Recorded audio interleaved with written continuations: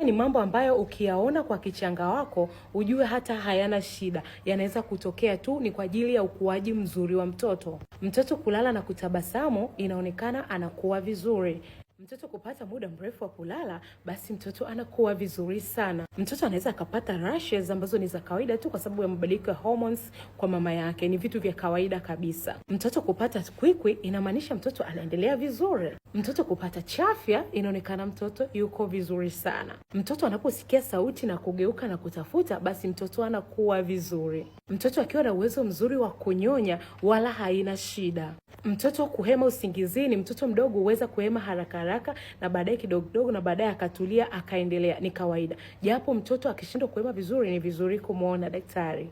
Mtoto ambaye ana uwezo wa kujamba vizuri anakuwa vizuri sana, na mtoto ambaye anapata choo hata kama sio mara kwa mara, basi mtoto anakuwa vizuri. Maziwa ya mama yanaweza yakameng'enywa yote, kusibaki hata moja ambalo linakuja kama choo.